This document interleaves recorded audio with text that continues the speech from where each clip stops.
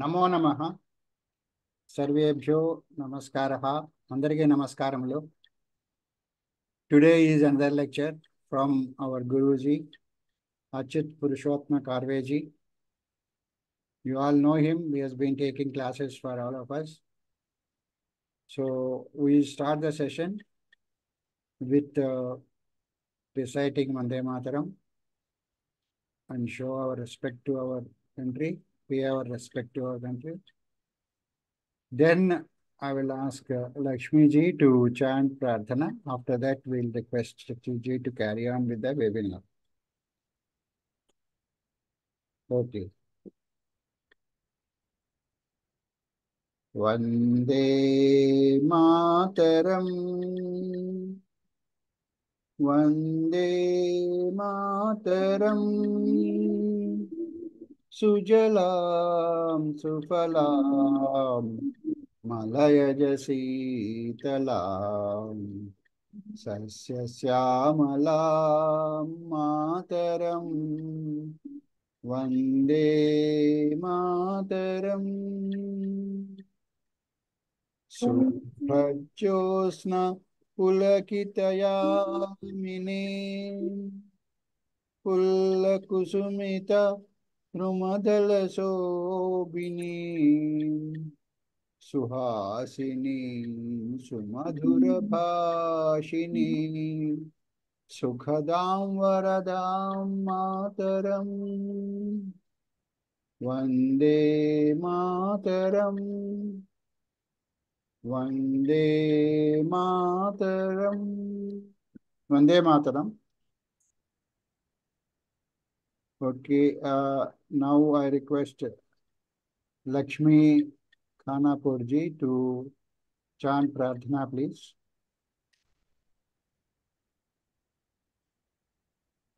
Namaskar. Sarvebhya Namo Namaha. First, we should start with meditation for 1 minute, followed by Omkara 3 times, and then the Prarthana.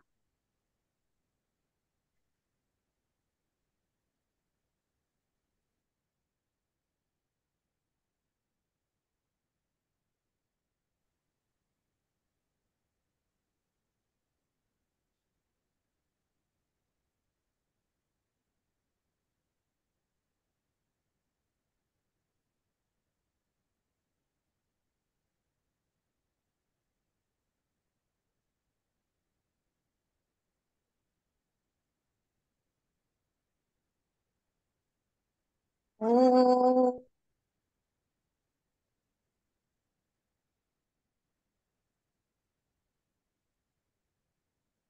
Oh.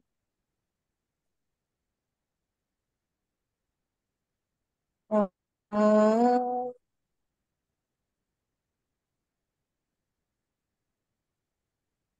Om Gananam Tva Ganapatikum Havamahe Kavim Kavinam Upamashravastamam Jeshtarajam Brahmanam Brahmanaspata Anah Shunvannuti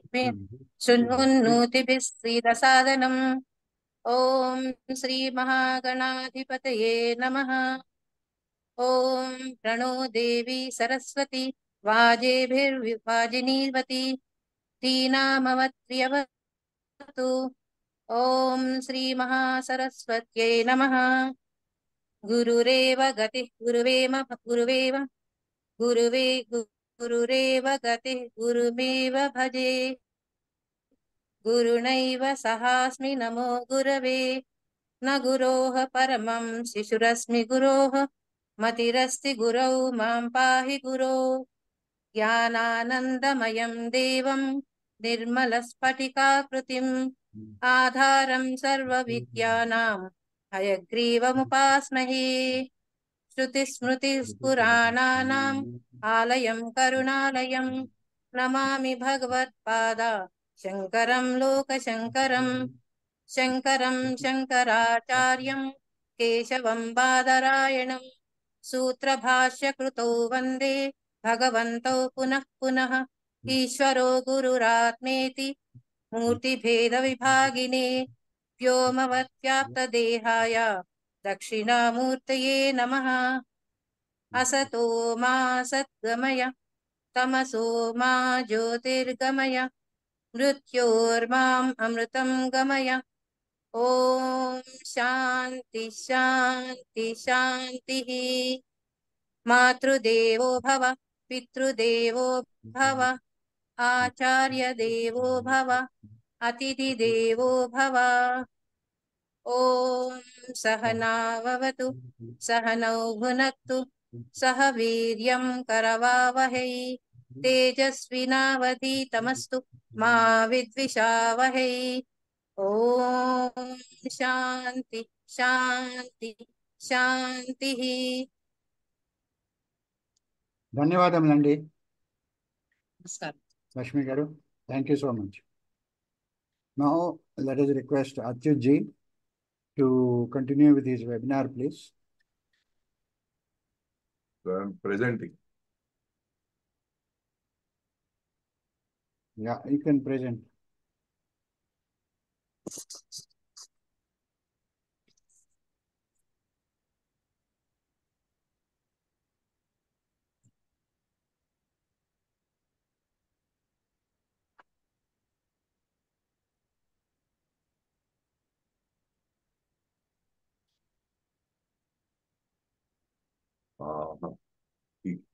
Is it presented? Yeah, Okay. it is presented.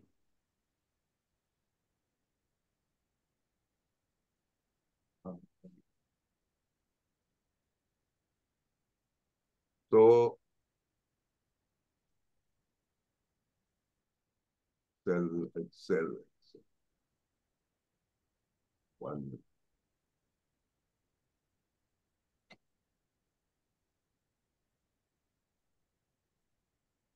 T. So let us start. Today we are going to try to find the 64 letters of the Sanskrit language. But before we start, I have presented a table here. There are many opinions about the 64 letters or the total number of letters in the Sanskrit language. And they draw from various pratishakyas or various other traditions. And this I am presenting here.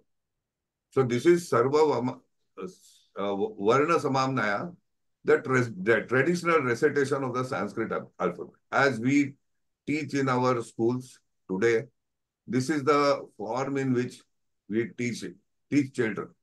That is A, I, U, Ru, Lu, A, I, O, Aha. Some say Ang, Aha. Marathi, they say Aha. Then Ka, Kha, Ga, Gha, Nga, Cha, Cha, Ja, Jha, Ya, Ta, Tha, Da, Dha, Na, Ta, Tha, Da, Dha, Na, Pa, Pha, Ba, Bha, Ma, Ya, Ra, La, Va, Sha, Sha, Sa, Ha. That's all. Even in Marathi, Ra is included. That makes a total of 48 or 49 letters. The next is Panini's alphabet, based on the Paniniya Shiksha. Here they count it like this: A, I, I, U, Ru, Lu, I, O, I, O, इसको मात्रा नहीं देते. I, O, Au. This is how they are counting it. Again, A, I, O, Au. Then the same way, Ka class, Cha class, Ta class, Ta class, Pa class, and Ya, Ra, La, Va, Sha, Sa, Ha. Then this Upadmaniya, that is Pa, and this is Ka. Then Aha, and nasalized ang, as it is in Vedic Shastra, they might be, in the Vedas, they might be phoneting it in a particular way. Total number of letters 59, adding 4 yamas, that is the nasals, and la makes a total of 64 letters. Then in the Taittiriya Pratishakyas alphabet is A, A, E, E, U, U, U, Ru, Ru. Now here the Pluta Ru is not there. Lu, A, I, O, O. So the Pluta A is not there, the Pluta O is not there. Ka, Kha, Ga, Gha, Nga. And for all, Cha Varga, Ta Varga, Ta Varga, Pa Varga, Ya, Ra, La, Va, Sha, Sha, Sa, Ha, then Pa, then Ka, Aha, A. So this total to 54 letters only. The next is the Pratyahara Sutra of Vyakarana, that is the Maheshwar Sutras. I, Una, Riluk, E, Ong, I, Ouch, Aya, Varata, Lana, Yamangana, Nama, Jabhaya, Gadadhasha, Jabagadadasha, Kapha, Chatata, Chatatava, Kapaya, Shashasara, and Hala. These are only 43 in number. Then the letter Vedic alphabet of the Vedic literature reading curriculum. Here we see A, E, Pluta is not there. U, Ru, Lu, A, I, O, Aha. This is this only includes the long vowels. It doesn't include the Pluta vowels.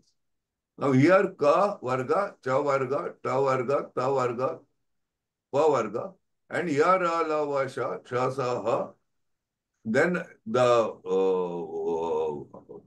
Upadmanyas, 2, Ra and Ra. Here they have used 2 Ras. That is, one is Ra and the second is Ra. Total number of letters is 52. Now, Varna Samamnaya, a collection of letters of alphabet given traditionally. Although Sanskrit alphabet has got everywhere the same cardinal letters, that is A, E, etc., consonants Ka, Kha, etc., semi-vowels Ya, Ra, La, Va, sibilants Sha, Sha, Sa, Ha, and a few additional phonetic units such as Anuswara and Visarga. And others, still their number and order differ in the different traditional enumerations. Panini has not mentioned them actually, but the 14 Shiva Sutras on which he based his work mention only 9 vowels and 34 consonants. The long vowels being looked upon as varieties of the short ones. The Shiksha of Panini mentions 63 or 64 letters. Adding the letter R, Duspashta, Trishashta, Chatushtarva, Tarva, Varnaha, Shambhu, Mate, Mataha. The Rit Pratishakyas adds 4 Visarga, Jivva Mulya, Upadmanya and Anuswara to the 43 given in the Shiva Sutras and mention 47. The Taittiriya Pratishakyas mention 52 letters, 16 vowels, 25 consonants, 4 semi-vowels, 6 sibilants and Anuswara.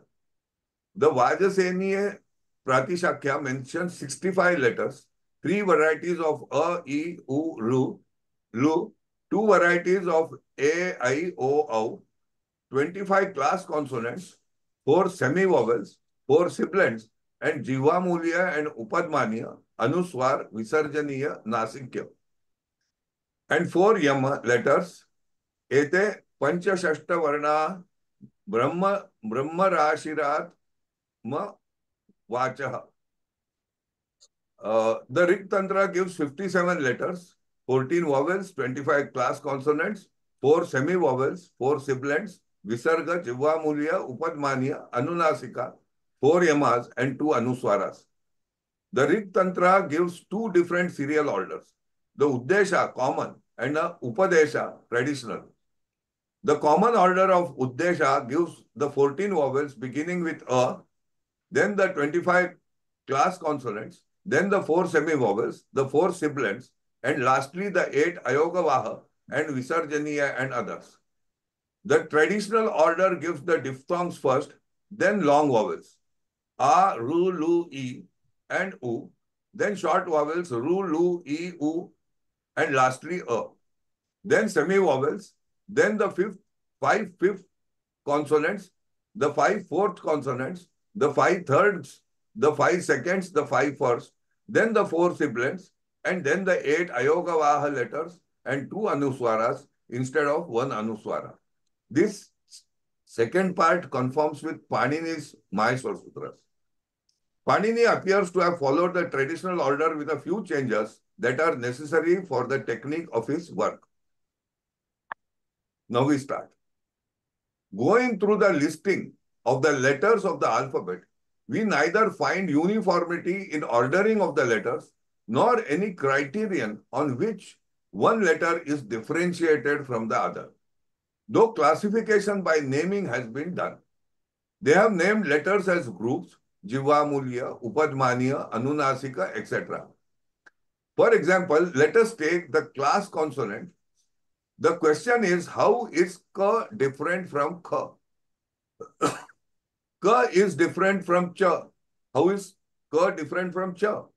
The basis on which we can define each letter. It appears that while identifying the various letters they have used, the method of identifying the letters on the basis of sounds used in words, that is, on the basis of the Vaikhari, by affixing script letters to them, or marks, or marking them, in the case of Upadmaniya, etc. Patanjali states that words are fourfold: the Vaikhari, Madhyama, Pashyanti, and Para. He only states that it is the fourth one that we hear, and the rest are holed up inside, which only the illumined can see. He does not even describe them as to their nature or characteristic, thus mystifying them. This mystification has cost the tradition a lot, as Vedics following the Pratishakyas always made use of the Ashtadhyayi while creating their own grammar by drawing upon his sutras and trying to prove how correct or incorrect their were. This attitude has been rightly criticized by Patanjali in his Mahabhashya, and this service to the writer of the Ashtadhyayi made Patanjali write his Mahabhashya. No wonder Patanjali calls Panini Bhagwan Panini. It thus appears that the way Panini saw the Sanskrit language varied from the way it was seen by the practitioners of the Vedas. The remaining 3 aspects of Vaka, which are holed up inside, are nothing but the articulatory mechanism of Vak or speech called Madhyama, that is, witnessing the movement of the articulatory mechanism and coalescing it with the object it denotes while phonating, called Pashyanti, and that which cannot be fathomed, called the Para. The fact that the rest of the 3 have words describing them shows that there were sages who could see them. However, the latter grammarians in the tradition did not put the requisite effort to experience them and in the process describe them. They only used the Pratyahara system revealed by Panini in the Maheshwar Sutras, thus making a dead dog of the Maheshwar Sutras. They are only the Maheshwar Sutras which can reveal the remaining 3. Patanjali, though being convinced about the genius and the effort that Panini put into the compilation of the Ashtadhyayi, by saying that he carried out penance for 12 long years before he sat down to compile the Ashtadhyayi, yet without affording any reason, accepted the Ayogavaha letters just because they were in practice in the Vedic tradition and included them in the alphabet without giving any reason for why Panini did not include them in the Ashtadhyayi. This shows that the Panini model of Shiksha never existed after Panini, and that the Paniniya Shiksha is the product of the Pratishakyas and not of Paninian grammar. In my previous webinar, I said that the Maheshwar Sutras are calls. The problem with Ayogava letters is that you cannot make a call out of it. This might be the reason why Panini might not have included them in his Maheshwar Sutra. Now, this is, I have extracted this. So now, in the Paniniya Shiksha, we find a list of 64 letters. This list is as follows. Vowels 21, short, long, and extra long vowels. O, A, etc. This has been drawn from the Rigveda Pratishakya 1.9. Consonants 25, Ka, Kha, Ga, and class consonants from Pratishakya 1.10. Yanas 8, Yara, La, Va, Sha, Sha, Sa, Ha, Pratishakyas 1.10. Yamas 4, Pratishakya 1.50. Visarga 1, Anuswara 1, Upadmaniya 1, and Jivamulya 2. Pratishakya 1.10, Duspashta La, Ra 1, and Plutalukar 1. Now, for example, in that Lu, short Lu, they should have included the Plutalu also, isn't it? Why they have included it as a separate letter? Had they done it, the number of vowels would have come to 22 instead of 21. This is also a question which needs to be addressed. Here we find that the list has been borrowed from the Pratishakyas. Thus, they have nothing to do with the Paninian system as revealed by Panini in his Maheshwar Sutras. Secondly, the counting of vowels in the Paniniya Shiksha is flawed, as it considers Kal while deriving the 21 vowels, which, according to Patanjali, is outside the articulatory mechanism, and hence cannot be accounted as aksharas, as Patanjali has said so in reply to the Vartik, Akara Vivruttopadeshe Akarasya Grahanardha. He says that A cannot be differentiated from A with the help of Kala. So A is a savarna, A is a savarna of A. It is not a separate letter. Except for L, all the other letters need to be counted. We will enumerate the 64 letters. The Maheshwar Sutras consist of 43 letters, which includes 2 Hs. If we add R, we get 44 letters. Thus, it becomes necessary for one to identify and list the remaining 20 aksharas or letters. But before we proceed, we need to distinguish between what we mean by akshara and what we mean by varna. The articulatory mechanism consists of the following 4 parts, namely the jivva, the asya, the sthana, and prayatna.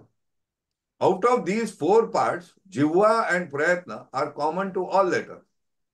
Those letters which make use of the jivva, asya, and prayatna while phonating are the vowels, while those who make use of the jivva, sthana, and prayatna are the consonants. Now, here also in a previous webinar, I had shown the images of the muscles of the face which relate to the vocalization or phonation of each of the vowel.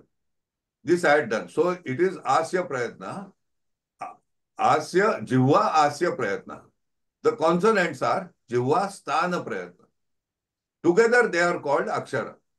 When the vowel and the consonant combine as dvandva, that is, they coalesce as one, they make a varna. That is, the ka in kapaya is a akshara. However, the ka, when we are phonating it in the alphabet, it doesn't remain a akshara, it becomes a varna. Thus, as we are here dealing with aksharas and not varnas, we need to find out the remaining 20 aksharas. Where can we find these remaining 20 letters? Obviously, in the language which uses these letters. Let us therefore review some Sanskrit words and find out whether there exists some variants from which we can derive the corresponding aksharas which Panini has not described in the Maheshwar Sutras. So there are letters which Panini has not described in his Maheshwar Sutras, but they exist in the language.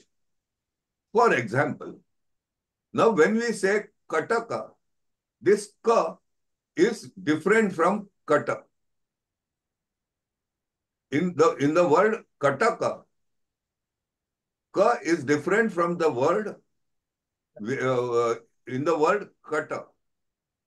In the same way, Khajaka, Khajapa, Gaja, Gada, Ghata, Ghatta, Kankatika, Kankatikaha, Kankataha.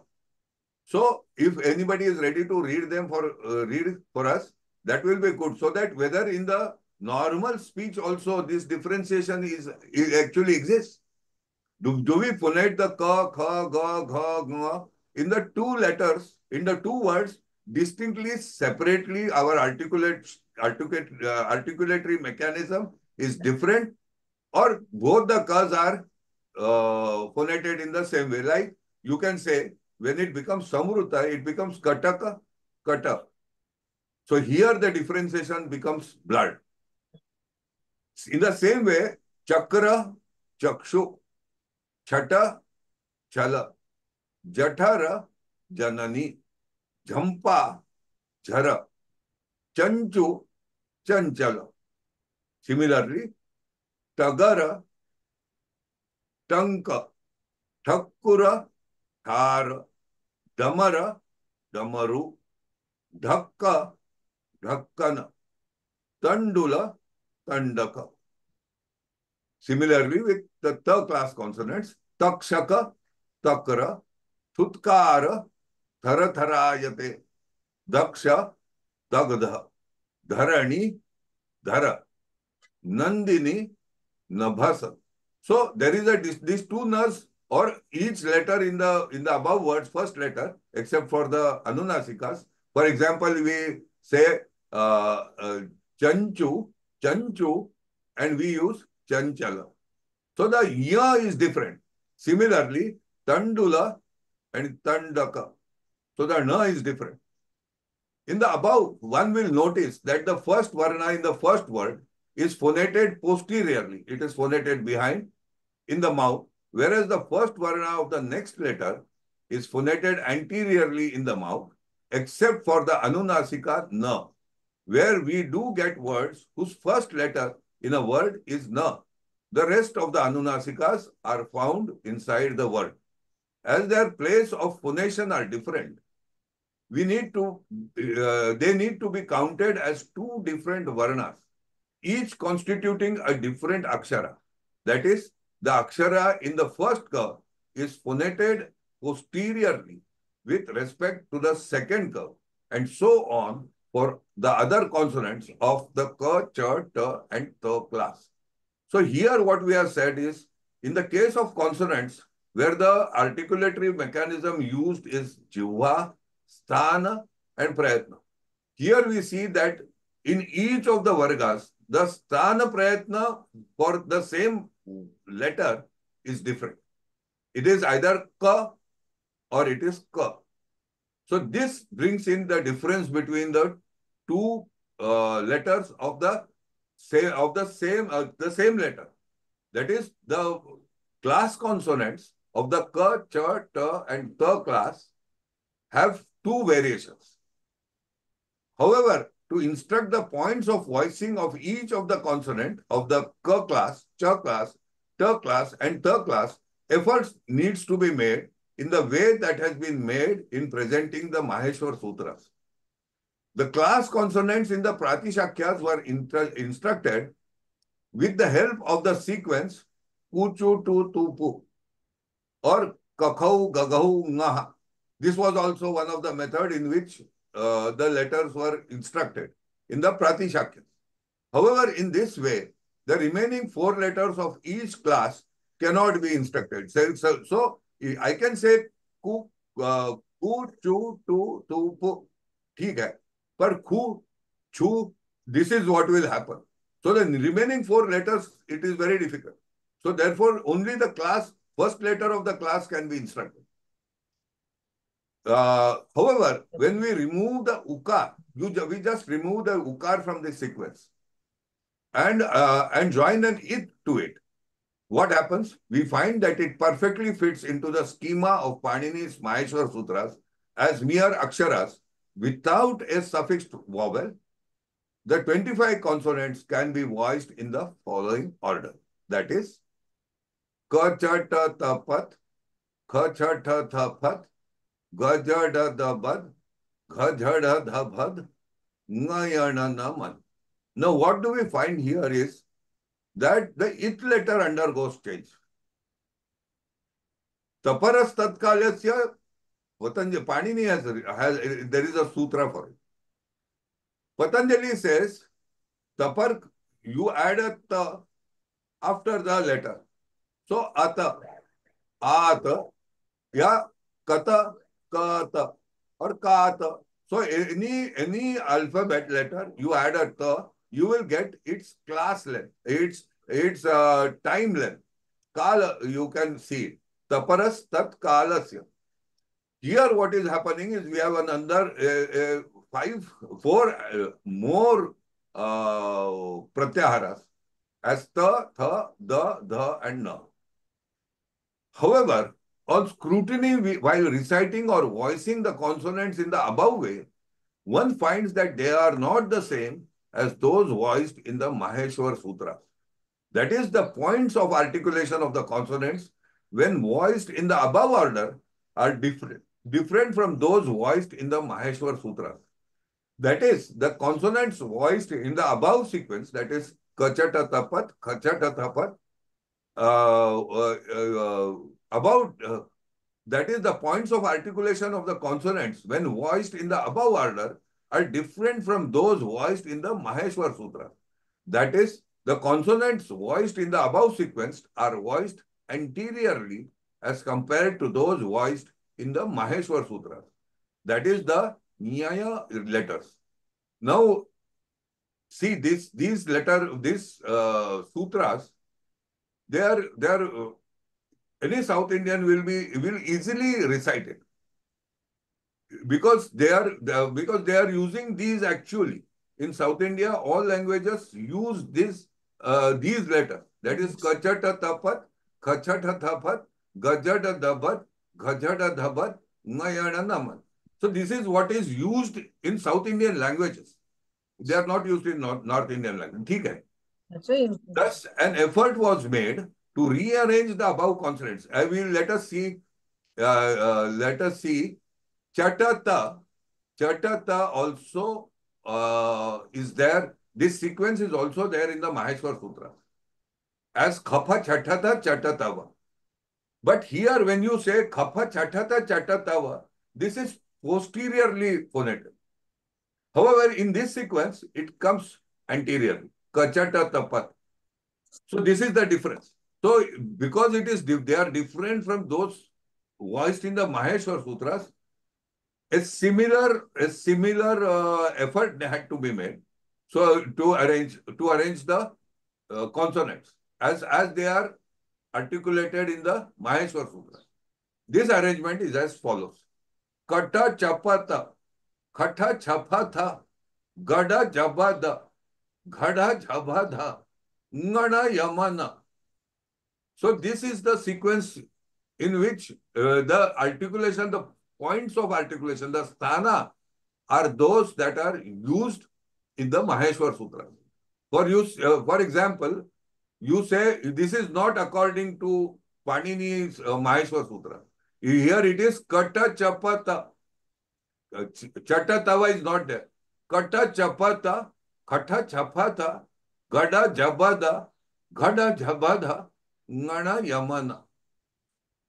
As stated earlier, in ordering of the consonants according to the sequence of the Devanagari script letters, ka, kha, ga, ga, nga, cha, cha, ja, ja, ya, etc., has created problems in instructing the consonants.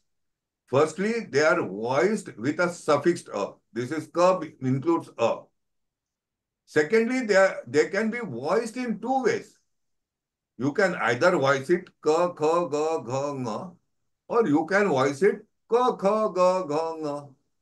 You can voice the subsequent letter anteriorly to the previous one or posteriorly to the previous one.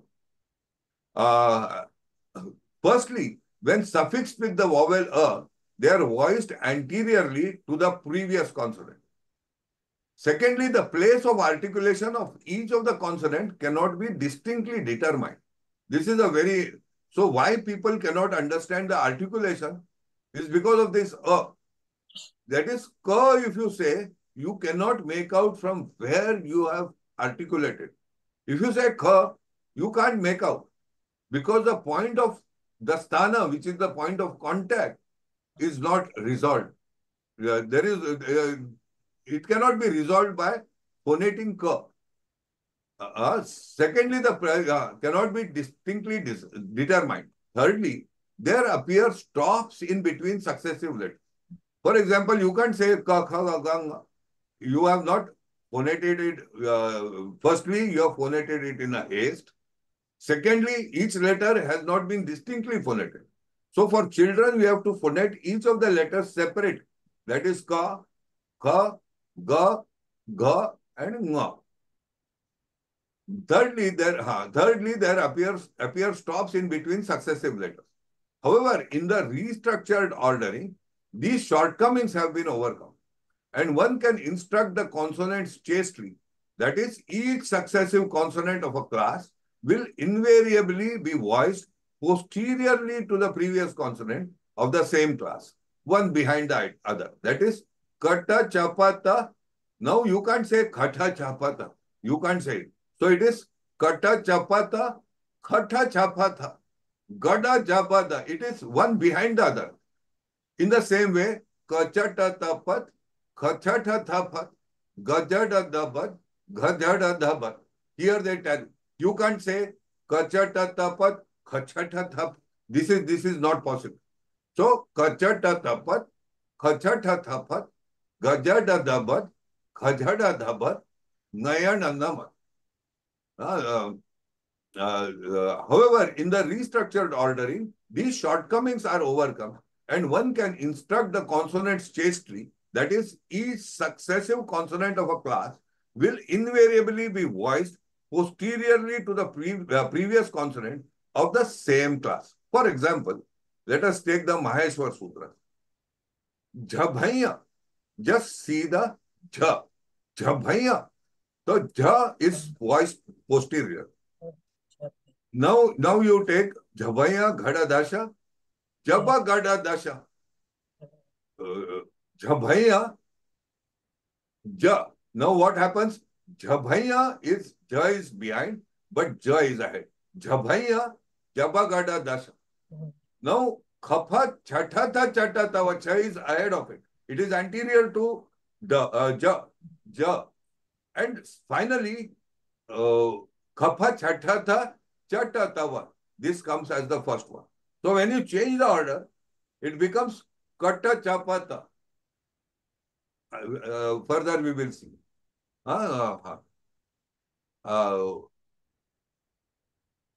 Thus, Kha is voiced posteriorly to Ka, Ga is voiced posteriorly to Ka, and so on for all classes of consonants.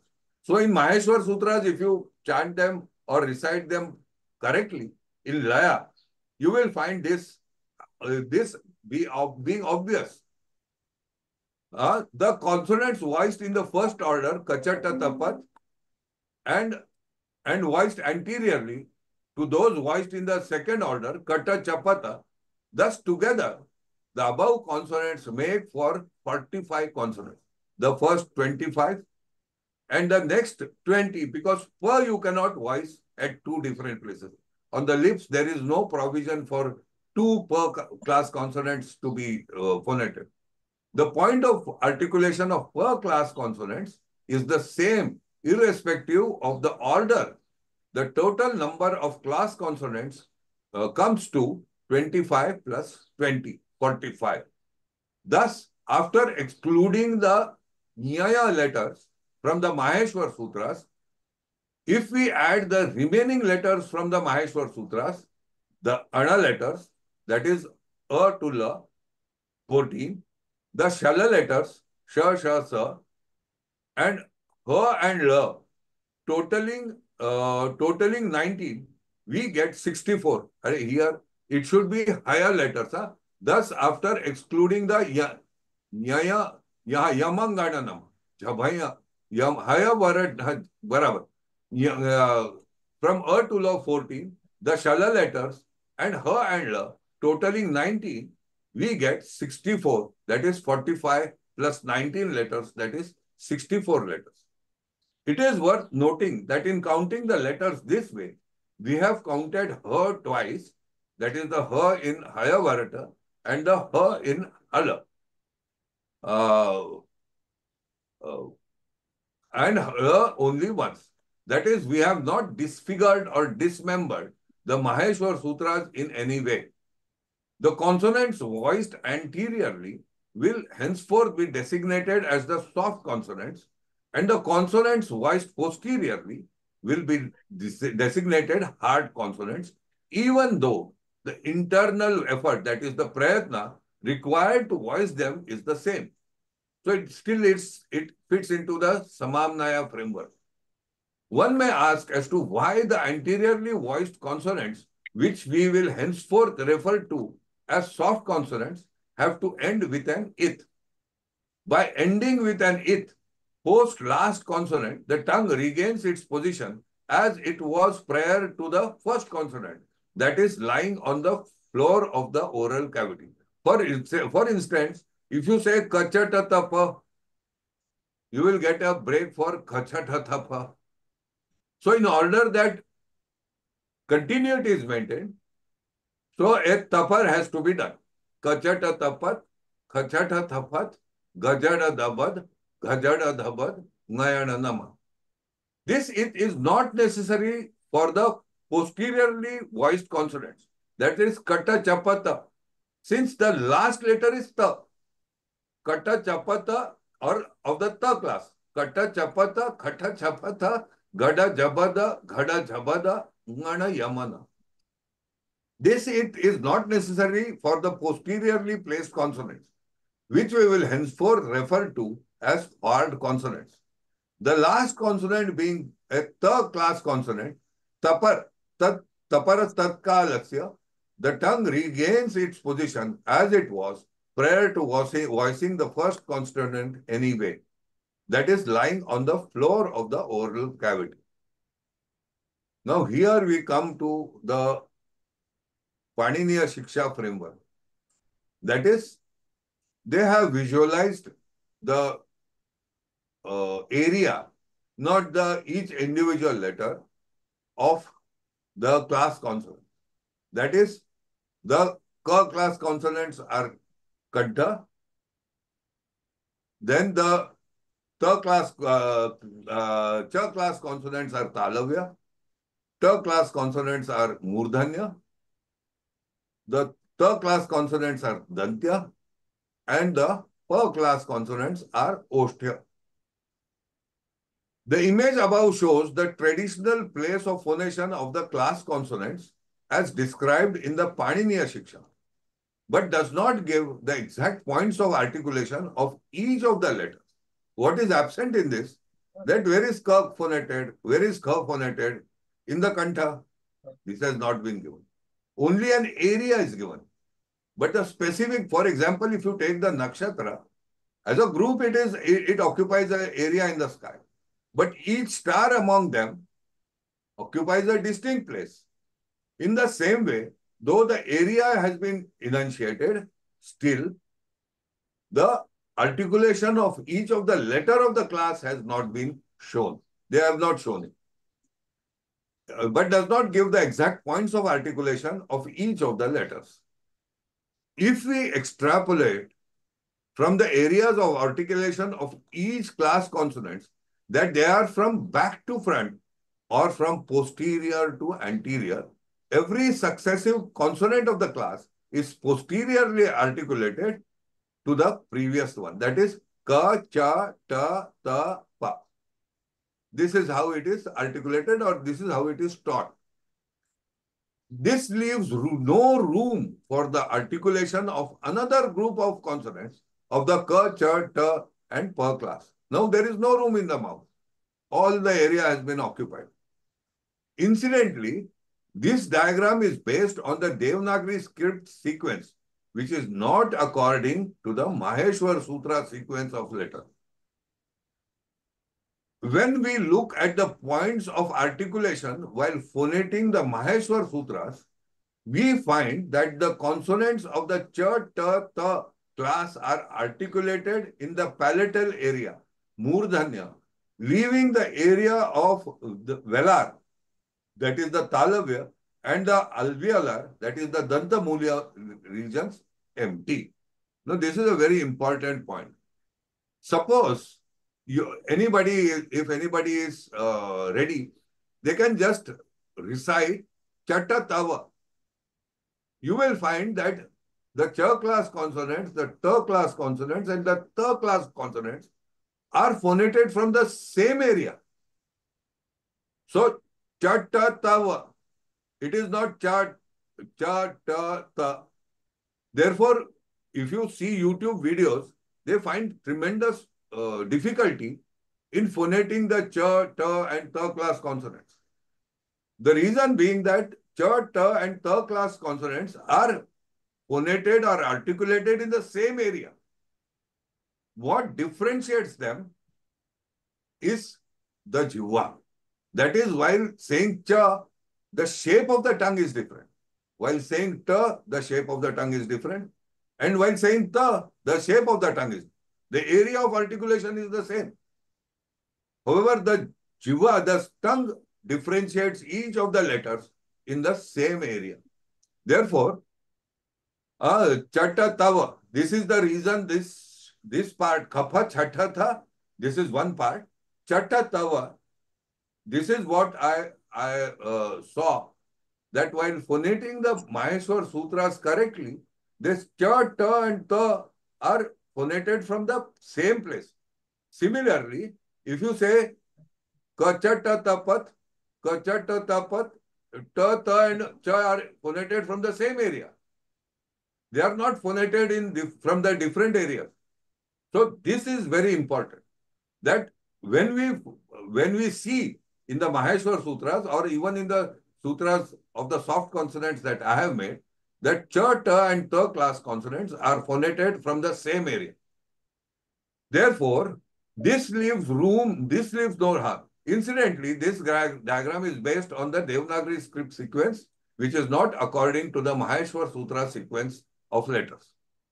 When we look at the points of articulations while phonating the Maheshwar Sutras, we find that the consonants of the cha, ta, ta class are articulated in the same palatal area, Murdhanya, leaving the area velar, talavya, and alveolar, dantamulya regions empty. This creates room for accommodating another group of consonants of the ka, cha, ta, and ta class, which are the savarnas of those in the Maheshwar Sutras. They are savarnas. To sound to the Vaikari, they sound the same, but their sthana is different. Their stan being different, we have to account for them differently. The same star cannot be seen at two different places in the sky. They have to be treated as different stars. Saha. In this way, room is created for the accommodation of two sets of consonants of the ka, cha, and ta class. Now, in this diagram, we have enunciated. So, in the velar region and in the pharyngeal region, the hard consonants have been vocalized. In the velar region, the soft consonant has been vocalized. For example, we take a Hindi word, kaha gaye the. So here we say that the ka in kaha is from the pharyngeal. When this word is phonated by a South Indian or even to a great extent by a Marathi person, he says kaha gaye the. Now in kaha, the ka is pharyngeal. But in kaha gaye the, the ka becomes velar. So this area, the pharyngeal hard consonant remain, but you get a area in the velar which you can accommodate the other class consonant. Similarly, in the palatal region, all the hard ch, ta and ta varga consonants can be accommodated. In addition, we have this alveolar region where the soft consonants can also be accommodated. And then the per class consonants have no variation. They are but hard. We have to treat them as hard consonants. So this is how the 20 more ka, cha, ta, ta class consonants can be accounted for. And room has been created for accounting them with the help of the Maheshwar Sutras by defining the points of articulation of the ka, cha, ta, ta class consonants in the Maheshwar Sutra. So now we go ahead. Is everybody clear? The existence of a pair of ka, cha, ta and ta class consonants is not astonishing. In music, we do have pairs of notes. In Western music, that is the flat and the sharp ones. In Indian music too, we have the Shuddha and Komal Swaras for Rishabh, Gandhar, Dhaivat and Nishad. Now, why could you not name Rishabh, that is Sa, Ri, as the second Komal Rishabh, as another word? You can't represent them. Rishabhs are two. What is the difference? The difference is in their place of articulation. The place of articulation is different. So you already have two notes of the Rishabh, Gandhar, Dhaivat and Nishad. In the same way, here too, we have a pair of ka, cha, ta and ta class consonants. But the story does not stop here. In addition, we find that each successive consonant of a particular class, instead of being phonated anteriorly to the previous, as in the Devanagari script sequence, is now phonated posteriorly in the Maheshwar Sutra sequence. So what is happening here is, if this one is ka, the 2 is kha, the 3 is ga, the 4 is gha, and the 5 is nga.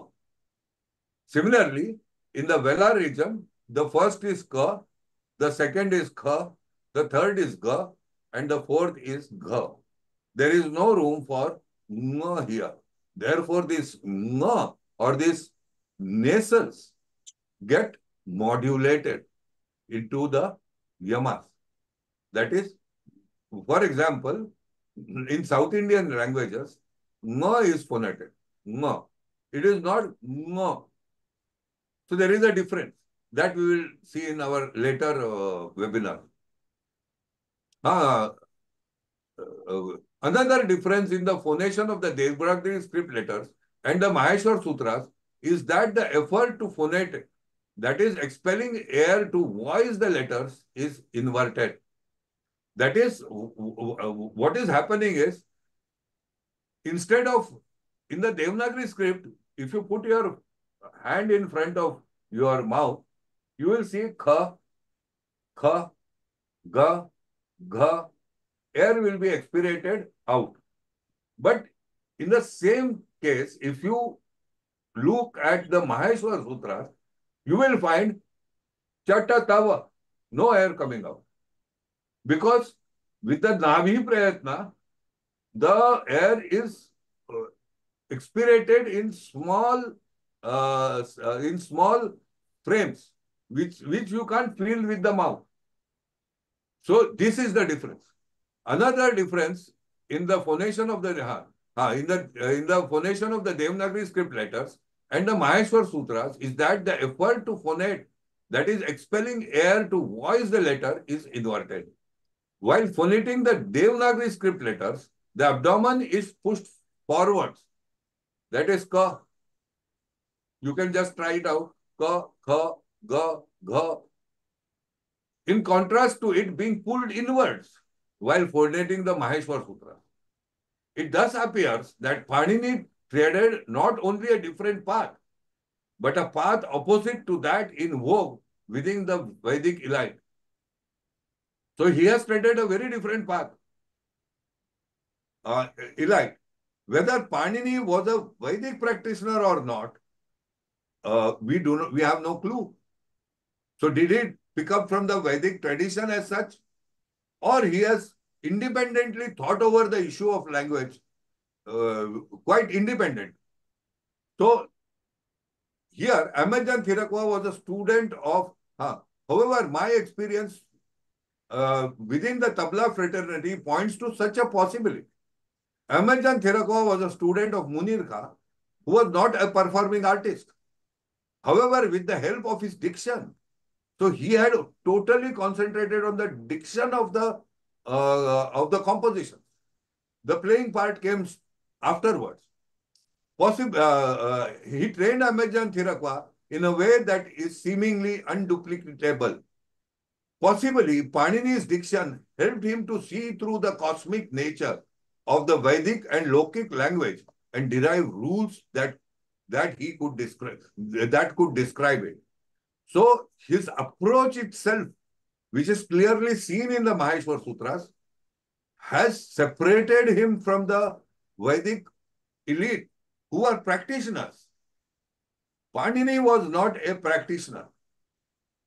This is what it leads to. There is no clue, but this is what we have to look into.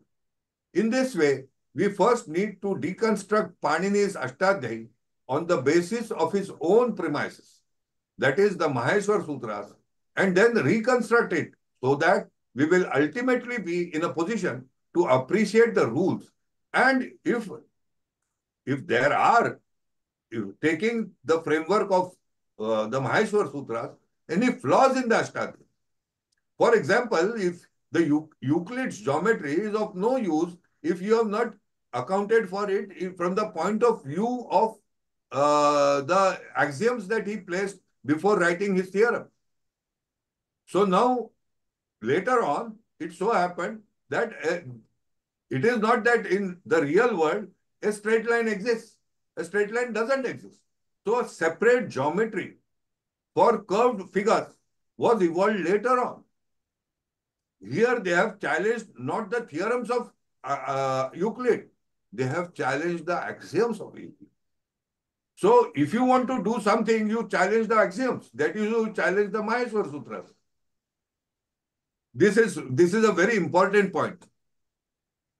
Here are some reasons that necessitate defining the hard and soft consonants now. Firstly, today Sanskrit is no more a spoken language in India. Various formal languages have taken its place. Secondly, by formal languages, I mean languages used for knowledge purposes, not for communication. Languages which are used for instruction or for in education can be termed as formal language because they impart education through it. Secondly, formal education through English is distorting the character of words and thus in turn of letters of formal Indian languages. Thus, down the timeline, it will affect the phonation of letters and words of Sanskrit too. This necessitates that we theoretically define all the letters that are voiced in Sanskrit. Also, down the timeline, it may not be possible to restore the chaste characteristics of Sanskrit words and letters. Thirdly, ignorance of the letters will distort the word form. If a letter in a word is in fact a posterior variant, that is a hard consonant in the chaste form, but is voiced from its anterior position. For example, a person who has been taught the Devanagari script form, he will say cha, and then say ta, and then say ta. So, this is what will happen. So, apparently, a letter ta or letter ta, which has to be voiced posteriorly in the palatal, is voiced ahead. This will create problems. Hard consonant in the chebas is voiced from its anterior position. That is, as a soft consonant, it distorts the word form and vice versa too. This happens because the hard and the soft ka are in fact two distinct letters and hence not mutually replaceable. You cannot use the hard ka for the soft ka or vice versa. Thus, given a letter sequence, this is again important. Thus, given a letter sequence of a word, only one class of one class only one of the two variants of a consonant are possible for each of the class consonants in the word.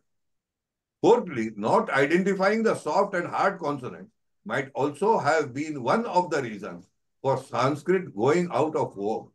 Thus, in due course of time, giving way to Ardhamagdi and Pali. For example, in Dharma, Ra is retroflexed. It is Murdhanya. Now, if somebody does not know this Murdhanya Ra, what will happen? That place of the Ra will be taken by Ma. So it will be, instead of being Dharma, Dharma, it will become Dhamma. So it has affected. Points of phonation, articulation need to be very specifically instructed, at least for Sanskrit. Thus, in due course of time, giving way to Ardhamagdi and Pali, which then gave way to the evolution of formal Indian languages. Thus, today, it is all the more necessary that we scrupulously define all the consonants needed to speak Sanskrit chastely, so that Sanskrit and its literature will stand protected. Now, both hard and soft consonants are used while making words with the help of various prefixes and suffixes. While making word forms of the verbal roots and pratipadikas, both the forms are used. For example, in the verb root vada, the declensions of which are as follows. Because we are not going to phonate roots, because roots are they are not fit for phonation. So if you see here, vadami, vadavaha, vadamaha. Now this da in all the three is the same. Vadami, vadavaha, vadamaha. Then you take vadasi. Here also the da is posterior. Vadasi, vadathaha, vadatha. Here also it is posterior. But when you say vadati, the da no more remains posterior. It becomes anterior. It becomes alveolar or dantya. That is vadati, vadataha, vadanti. Again, I will read it once more. You see the shruti that comes out of these letters. What we need to, not only the letter as is written in the script, but the shruti that is produced from it. It is vadami, vadavaha, vadamaha, vadasi, vadathaha, vadatha, vadati, vadataha, vadanti. So this is the difference. So the shruti changes. If you are voicing, for example, what is the difference between kachata tapat and kata chapata? The difference is in the shruti that each of the letter produces. Again, while chastely reciting the above words, it is seen that the consonant the in the first person, second person forms are anteriorly voiced or is in the soft or is a soft consonant. The consonant the in the first person, second person forms is anteriorly voiced or is a soft consonant, whereas the consonant the in the third person forms is voiced posteriorly or is a hard consonant. Now, suppose I have made a possibility. Vadami, here it is wrong. Huh? Here I have to correct it. First person, second person, it is posteriorly. 1 minute. Consonants, whereas the consonant the in the third person forms is voiced anterior. Change करना जरूरी.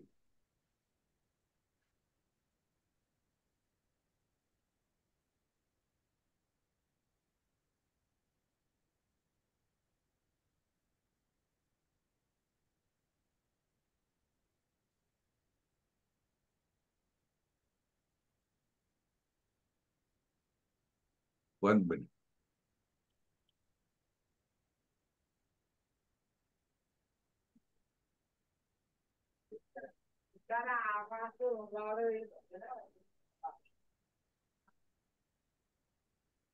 or is a hard consonant, and whereas the consonant the in the third person forms is voiced anteriorly or is a soft consonant.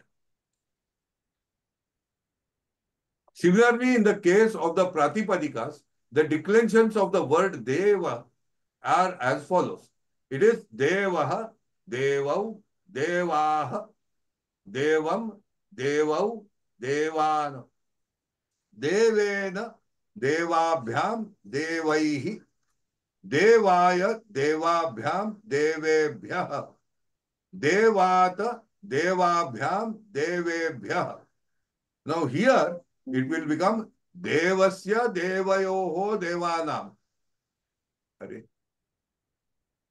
ये क्या हुआ?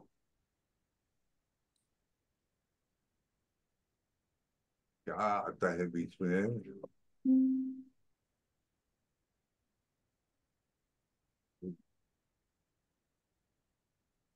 1 minute.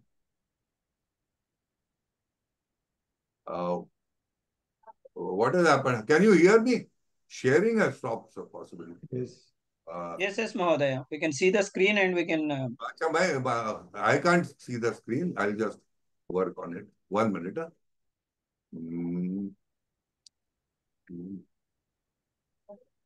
हाँ. देवः देवौ देवाः देवं देवौ देवान देवेन देवाभ्यां देवैः देवाय देवाभ्यां देवेभ्यः देवात देवाभ्यां देवेभ्यः देवस्य देवयोः देवानां देवे देवयोः देवेषु. Prabhakar Rao ji has pointed out as Vadami, it is right, it should be short vowel. Vadami, it is not Vadami, this will get corrupted. So I'll change it. Thank you for bringing it to light. Scripting में कुछ भी होता है. So Devasya Devayoho Devanam and Deve Devayoho Deveshu is soft. In the above case, one will observe that the consonant the up to the ablative is voiced, either be mistake hai, is voiced posteriorly or is a hard consonant.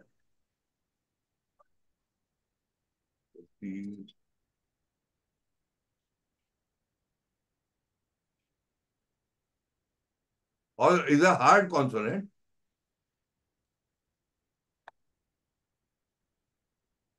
Whereas the consonant the in the possessive and genitive case is voiced anteriorly and is a hard and is a soft consonant. Is voiced anteriorly or is a soft consonant. Make it before and. Anteriorly should come before and. From the above, it should be clear that an individual learning Sanskrit has to be well versed in both the hard and the soft consonants. Sanskrit is a language of India. It has been artistically drafted and scripted by taking in words and thus letters from aboriginal or native languages of India. Just as classical Indian music has evolved from regional folk music. This is also true of formal Indian languages of the day. However, we see considerable difference in the architecture of formal Indian languages regarding the basket of letters. Modern Indian languages have evolved like Sanskrit from aboriginal or native languages. Thus, these formal languages, regional languages, have varied assortment of letters. We can classify Indian regional languages according to the type of consonants they use. Languages that employ only hard consonants, languages that employ only soft consonants, and the rest that employ a mix of both hard and soft consonants. One will find that North Indian languages generally employ hard consonants, South Indian languages employ soft consonants, and languages in Central India employ a mix of both hard and soft consonants. This classification is a general one. One needs to go through each of the languages in detail. It is because of this difference in the assortment of letters that North Indians find difficulty in learning to phonate South Indian languages and vice versa. See, basic letters are sanskar hai. So to go away from the sanskar which the child has learned in childhood, since infancy, that is very difficult to change. In Indian philosophy, words are considered permanent. In the same way, we can say that words are permanent on account of their parts, that is, letters being permanent. That is, the basket of letters, literally meaning akshara, have permanence over a particular geographical area. So the akshara has permanence, not the varna. Varna will undergo change depending upon what akshara they are using. It is true that even though spoken Marathi uses both the hard and the soft consonants, yet the soft consonants are not distinguished from the hard ones in orthographic form. Marathi uses both. For example, I say, तू मला cup आणून दे आणि तू कपाळ मोक्ष केलास. So in this kapal, ka is soft, and in the previous word it is hard. So kapa means ka is hard. Though in English we therefore call it as cup, but in Marathi it is not called as, it is not said as cup. It is said as kapa anunde, cup anunde, not bring a cup. So it is theek hai. As a result, teaching native children to read formal Marathi is a big challenge, because if he is accustomed to only phonate the hard consonants, and if he cannot phonate the soft consonants, he cannot read formal Marathi. The native tongue of the child may not contain all the letters that are needed to speak and read formal Marathi. This is a severe problem while teaching Marathi to children. It is possible with this sole aim that Maheshwar Sutras must have been formulated so that the influence of local dialect on Vedic literature could be overcome. Only a handful of individuals are capable of speaking in Sanskrit in India today. In this small community, there is no uniformity in the phonation of words, because speakers belong to different regional lingual groups. This book has been written so that this difference among different regional lingual groups speaking Sanskrit is overcome, and Sanskrit is restored to its original place of pride amongst languages, not only in India, but also across the world.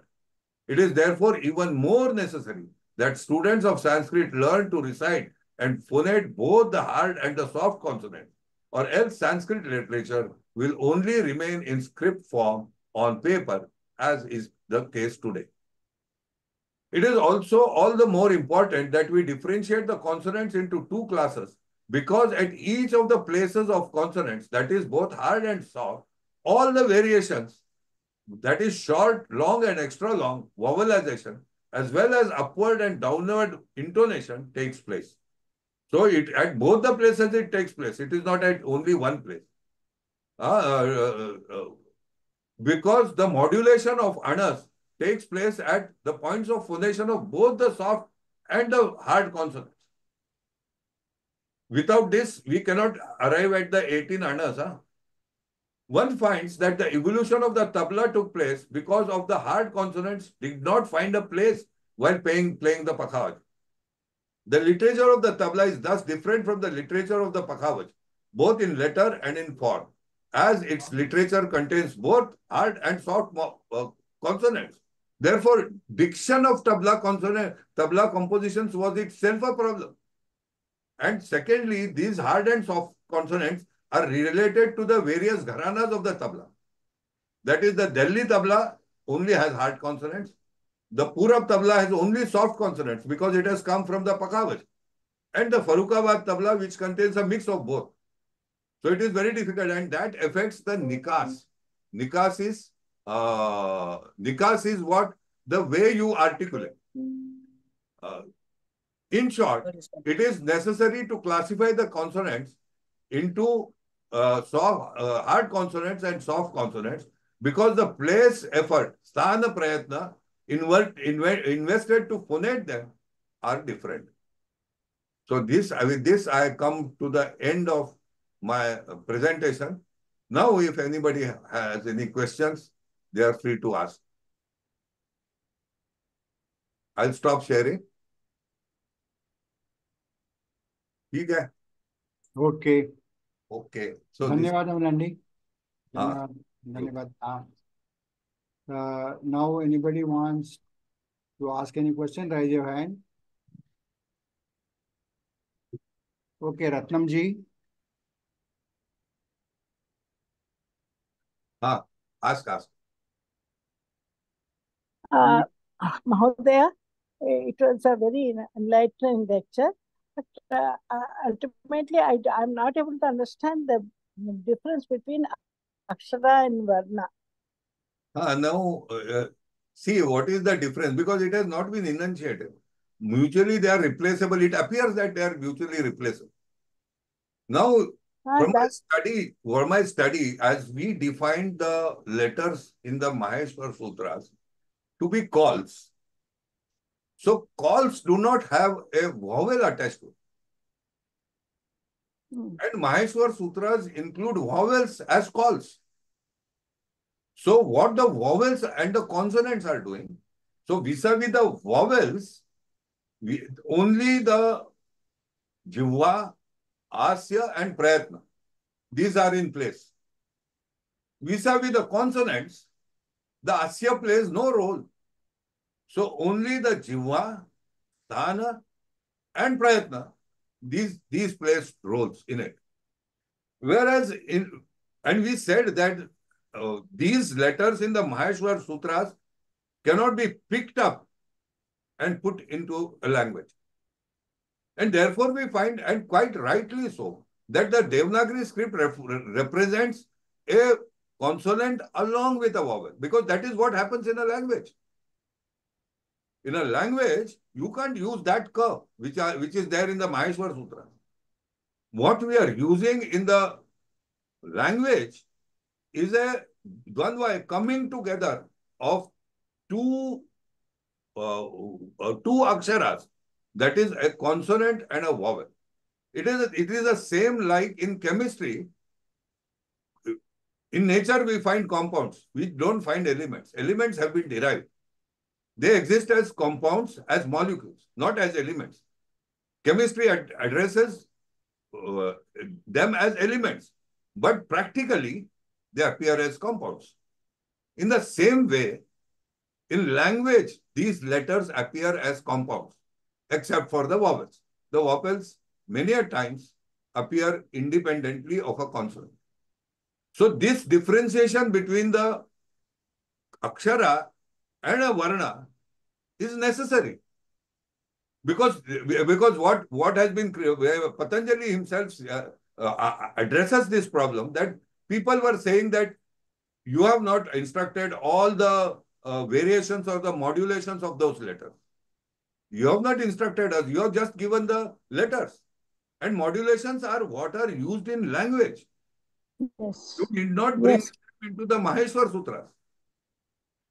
Yes. This is the difference. So we should not see the Maheshwar Sutras as varnas. We have to see the Maheshwar Sutras as aksharas. Yeah, now I understand it. You got my point. Thank you. So 64, we are not talking about 64 varnas. Varnas are many, but aksharas are defined. And Maheshwar Sutra seeks to define the aksharas, not the varnas. My presentation is there are 20 more aksharas which can be defined in terms of their sthana, not in terms of what you hear in terms of the Vaikhari. They have to be defined in terms of their articulation, which we have not done. And that is what I have cited, that in Marathi, we are using both the soft and the hard. And in fact, it is for this reason that I could separate the two. This was a grave question for me. Where the ka at one place is different from the ka at another place. And I asked my sister-in-law whether you see any difference in the phonation of these two cus. For example, as in chanchala, chanchala, it is a hard ch, whereas in any other word, it might be a soft ch. If he recites it the other way around, the language will get corrupted. I'll give you another example today morning itself. For example, we say vadami, vadami, this da is hard. But I say aham vadami, this da gets soft. But if you say vadami aham, see the what you can say, the shrutis that we are creating. As we create in music, these are shrutis. I say vadami, aham vadami. It cannot be aham vadami because Panini has made a sutra, parasanni karsha. There should be no stop. So otherwise, what I will say, aham vadami. But if you do the samhita form and remove that stop in between, it will be aham vadami. However, if I say vadami aham, so the whole range of shrutis that are created in Sanskrit is so great. No wonder that it is so rich in phonetics. So these are certain aspects which we need to consider without, because that is what it is. Where we were as people, students of the tabla, we were interested in the shruti that is being produced. We were not interested in which finger we are, whatever be the finger. I want to create a lingual sound which matches in shruti vis-a-vis my beating the drum. So this is the importance of this investigation. The investigation was done from the point of view of shruti. The shruti undergoes change. When I say kata chapata and when I say kachata tapat, the shrutis are different. Therefore, the komal rishabh and the shuddha rishabh are different. How are they different? Because the shrutis are different. And this is there in Sanskrit. This shruti variation or the existence of so many shrutis. As we go ahead, I will demonstrate how in North Indian music or in South Indian music. South Indian music also has shrutis. And one more aspect is that without shrutis, you cannot make a raga. Therefore, you cannot play a raga on a harmonium. The harmonium does not produce shrutis. And so, in South Indian music, they don't use an harmonium for accompaniment. Nowadays, that which was banned for Indian classical music, All India Radio has given permission. That is destroying the classical music.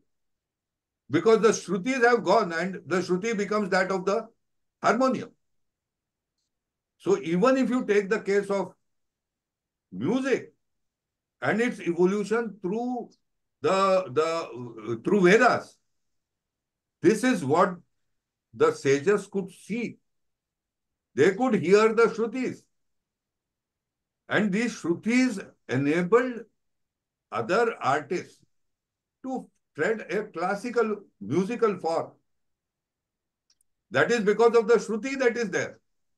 Had there been no shrutis, we might have followed the harmonium. And secondly, one more thing, what is the convention in South Indian music is to use the violin. In North Indian music, it was the sarangi which was used. Again, one point. that we use the Tanpura. Why do we use the Tanpura? The Tanpura is in a position to resonate the Shrutis that are there. The Tanpura resonates those Shrutis. If you are voicing a particular Shruti, the Tanpura resonates it so that it becomes highlighted. These aspects are very important. It is not a drone. वो क्या पीछे खाली एक कुछ sound लगाना है, सा और प लगाना है, ऐसा नहीं है. When you put it onto the Tanpura generates Shrutis. So these soft and hard consonants are nothing but a part of it as far as Ruka is concerned. So the thing that we are dealing with is we are not dealing with just script letters. We are dealing with Shrutis that are there in it.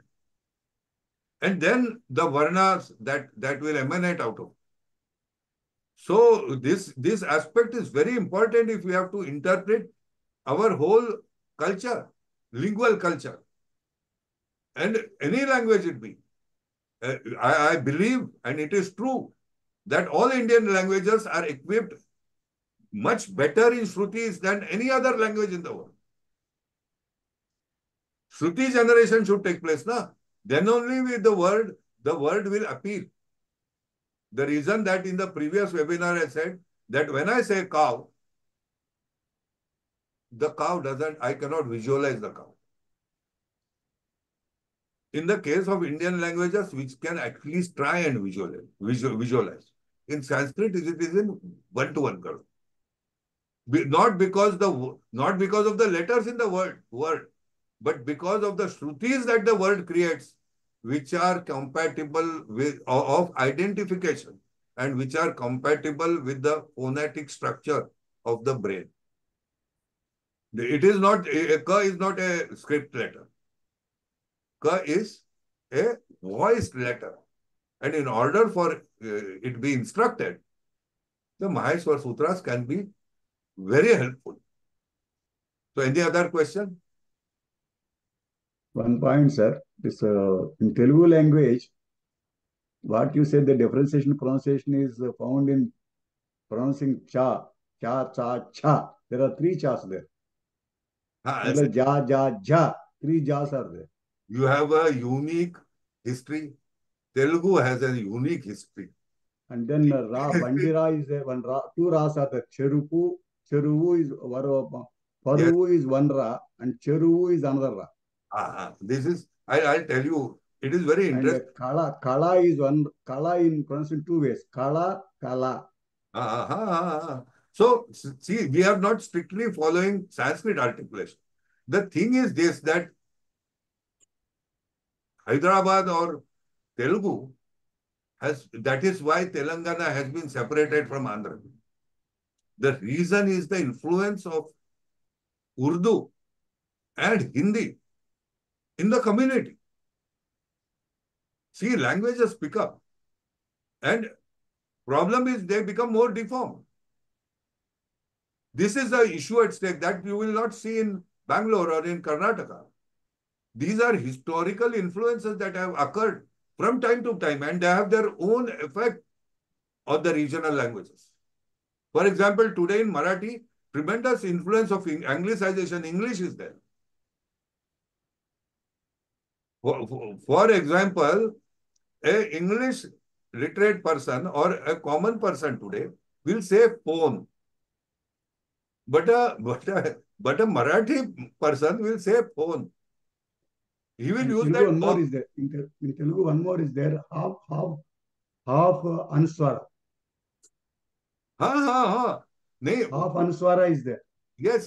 Now what? See, once we have defined the Sanskrit aksharas, from that point of view, we can then describe the articulation of the various letters or phonemes, varnas that are used in a particular language. Either what form they are taking as a varna. We are writing the script contains aksharas. They don't contain varnas. So from the point of view of the akshara and its use as a varna, how does it transform? This is what we need to appreciate, and that will describe all the Indian languages, which are basically modulations, or because of prayatna, they have undergone change. Prayatna is different. So I'll give you a very good example. I am not a tabla player as such, but investigator. So this tirakita in Marathi, ra doesn't remain murdanya. It becomes tirakita. Now, when I start playing it, the finger gets obstructed. There comes a stop there. So I worked on it for a long time, and here Sanskrit helped me, because what ra is a murdanya letter. So it has to become tirakita. But tirakita is not a part of any word. So what happens is it becomes ira and a separates.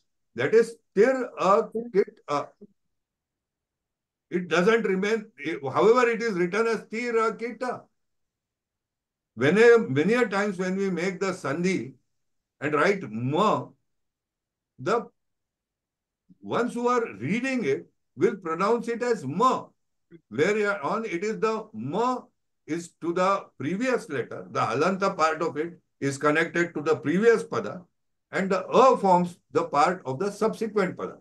This separation we are not in a position to do in time. So these are certain very subtle issues that need to be addressed. And there is someone who is raising their hand. One more doubt, excuse me. One more doubt, this Om Bhoho, Om Bhoha, Ogum Savaha. We say that Ogum Savaha. How that Ogum is done? And another thing is, when we write in the Anuswaram, sometimes we put half Chandrakaram and then dot. How to pronounce that? As far half as Chandrakaram and dot, but no, Chandra and dot. How to pronounce that? Yes. I'll address that point. The point is, Panini specifically says in a sutra, Mukha nasika vachano nunasika. Mukha nasika vachano nunasika. So here he says that even a anunasik is phonated with the help of both the nose as well as the mouth. So what is happening is, unchaste phonation brings in nasalization. In order to overcome the unchaste phonation of letters or varnas, this nasikatva comes in. Now this nasikatva has to be overcome. You will find this happening in the Konkan region, where there is lot of nasalization. They totally speak a nasalized language. They are not Anunasikas. Therefore, in Marathi, the Anunasikas, Anuswara has been cut down. They have removed those Anunasikas, that Anuswara. Now, the reason for it is, if you see musicians, they are prone to nasalize swaras. Why does it happen? Is during the process of articulation, the ulva doesn't stop the air coming out of the lungs from going through the nose. If the phonation is chaste, if I say ka, it would be a non-nasika akshara. But if my phonation is incorrect, I'll say ka. Get my point? So while phonating every consonant, except for the Anunasikas, the nasal is of no use. It is not used while phonating the consonants, the first four consonants of a class, or any other consonant. Say the difference between ya and ya. What is the difference? Many a times we are not in a position to differentiate the ya from the ya. Chanchala. It is not chanchala. It is chanchala. Ya is there. If I say chan, this cha itself becomes nasalized. Chanchala. That na is not there itself. So you are nationalizing the cha. Therefore, while arriving at the 18 anas, you find the nasalized vowels also being accounted for, which should not be so. A is not nasal. A is a. A I una. A I una. This is not nasalized. So the a cannot take.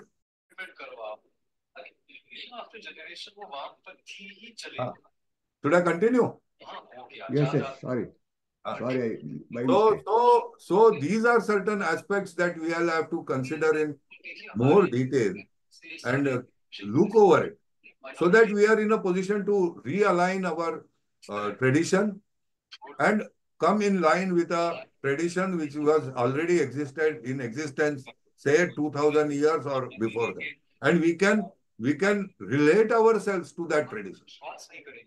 What is happening is we are carrying forward our tradition as a matter of faith. It has to be transformed into a matter of conviction by Shastra. Anyone? Continue, sir. Sir, to continue, Prabhakar Rao garu asked that Ogum Satyam, Om Shiv, that ga is added only to not to nasalize the Om, correct? Om Bhuvaha, Om Suvaha, Ogum Satyam. We'll say no. In Marathi, as I was taught when I was my thread ceremony, after my thread ceremony, they used to say Om Bhuvaha, Om Bhu, Om Bhuvaha, Om Swaha. Ogum, we were taught Ogum Swaha. Huh? Ogum Swaha. Acha. No, in Marathi it is not so. It is Om Bhu, Bhuvaha, Swaha. Then Hagum Sassu. Then Hagum Sassu comes. Hagum Sassu Shishadva Surantarichasat. Hagum. Hagum comes how? Hagum. See, what has happened in the practitioners is to look into the varna and define it, not look into the akshara to see. There is a lot of resound coming, sir. Huh? Somebody is unmute. Who has kept his? It is our Rao is, I think, looking at seeing what he should unmute his microphone. Yeah. Okay. Next, anybody? The Lakshmi Kanapur.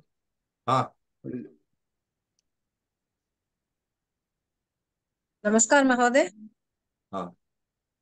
ये अभी तेलुगु में हमारे जैसे है, आपने तीन syllables बताए ना कॉन्सोनेंट्स के लिए, च च छ ज ज झ। अब हिंदी में भी है ना, ज के नीचे बिंदी लगाते हैं, देखिए ड के नीचे बिंदी, आजकल वो यूज नहीं करते हैं ना।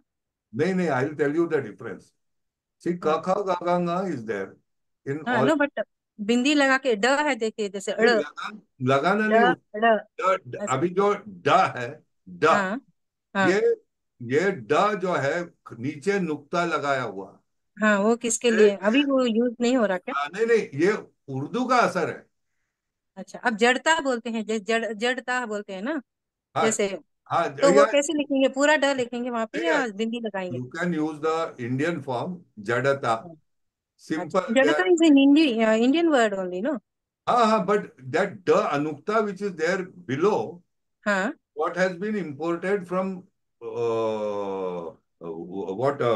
from Arabic, that is they stress it. We have no stressed consonants. Okay.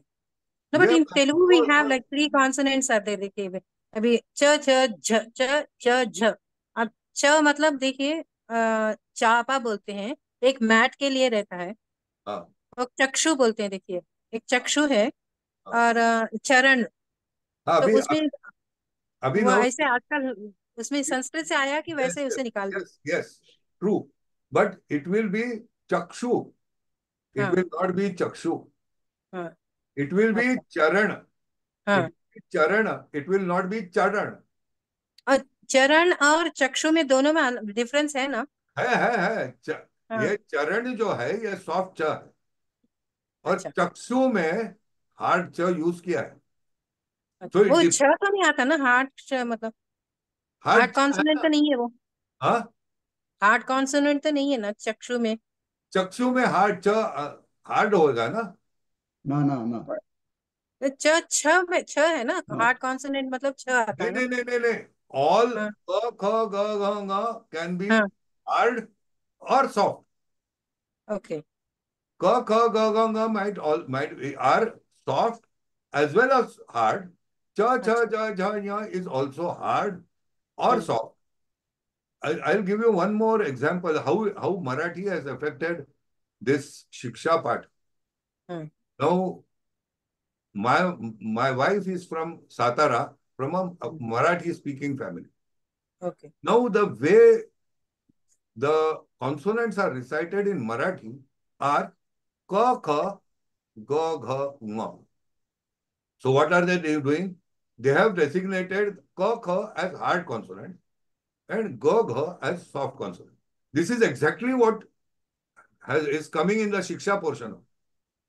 This is uniquely Marathi. It is not Sanskrit. Okay. So ka kha ga gha nga cha cha ja jha ya ta tha da dha na ta tha da dha na pa pha ba bha ma. So see, there have been influences. और जिसकी काठी उसका घोड़ा. तो जो जो rain कर रहा है वही करेगा ना. he will Guruji, हाँ Guruji, Prabhakar धन्यवाद. Guruji, can I interrupt and say regarding this cha, za? हाँ Yeah, अभी tell. अभी Yeah, बोलिए Uh, बोलिए please. Actually, recently I just gone through for preparing this our Karveji's lecture. This Telugu also I just gone through some videos. Actually ये तेलुगु में जो हमारा जो लैंग्वेज जो आया है वो जो परवस्तु चिन्नय सूरी एंड अदर कर्तास they added these words extra words बंडिरा and tsa and za because for easy pronunciation and the differentiation between the letters or words. This is what I heard from the this is what I learned from that video. So this is our special letters which came from these letters didn't come from Sanskrit because for easiness of pronunciation or maybe wordings actually they added these letters, it was told. see what happens. Innovation takes place because of need. We have this general principle is there throughout history. So what those letters point out to is why was that need felt. What we have to find out is the need that for me, I had to do this work because of some need. If I had no need, I was not a scholar or a scholastic person that I have to invent something. Need draws them towards it. Now, the question that we need to address is, we said that Juva, Asya, Sthana, and Prayatna. In this, what we have to first address is the Prayatna part of it. The Prayatna part of it in Sanskrit has undergone change. That is what I have also written in my book. That Nabhi Prayatna is not there. Instead, suppose I say, Vadami. Now here, if you concentrate at the abdomen, an unchaste phonation will push the abdomen forward. A chaste phonation will draw it inwards. As suppose we take vadami, it becomes vadami. And if I draw the navel inside, it becomes vadami. So there is a difference, and the prayatna for all letters is one and the same. And that has continued from the time of Panini, of Patanjali, regarding the last letter, sutra. The last sutra has been conveniently interpreted as Vivritta becoming Samvrutta. This has affected the whole articulatory process. And so even while reading, what Panini said was, Patanjali is saying is that Panini has phonated all the words Vivritta. They are chaste. Now, if by the last sutra, if you start reading the Ashtadhyayi, the reading itself will be corrupted. Wherein you have to, for example, I'll give you an example which, because, while contemplating, that A is not there in the Maheshwar Sutra. But the first sutra defines A. Vruddhiradaicha. It is not Vruddhiradaicha. It is Vruddhiradaicha. So A has been defined. In the second sutra, he says, Adenga Gunaha. Now, a common person will phonate A to be short. Now, this A is Guna. It is a Dirgha A. So, it will be Adenga Gunaha. Adenga Gunaha. So, that Guna it will be very prominently seen. Now, what happens is, you should be in a position to not only see the meaning, but also the letter that he is phonating, or the varna that he is phonating. So, the point here is that if we do not follow or use the right prayatna, in none of the shiksha, the prayatna has been defined. So, each one uses the prayatna which he feels comfortable.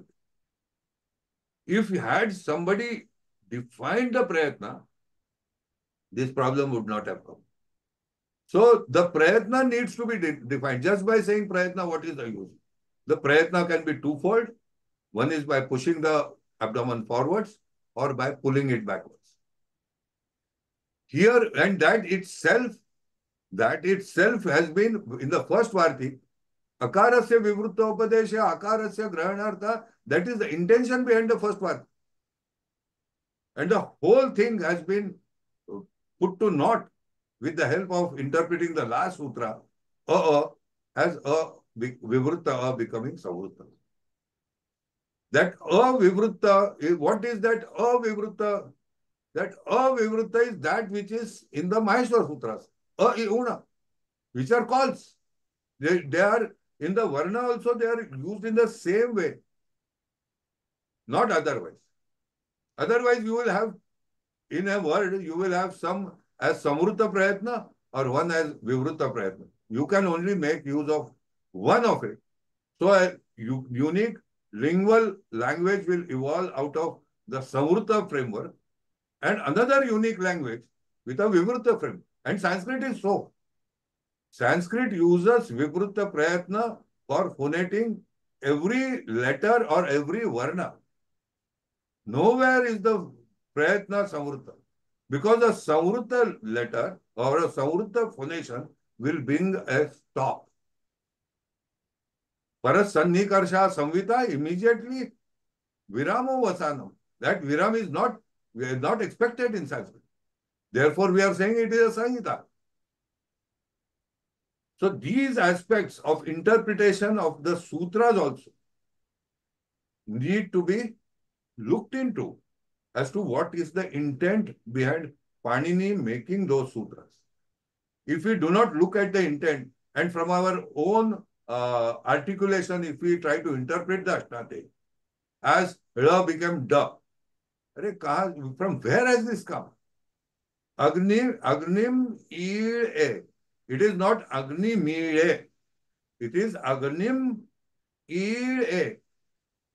If you do Agni mide, this D, from where does this D come? It will become Samurta.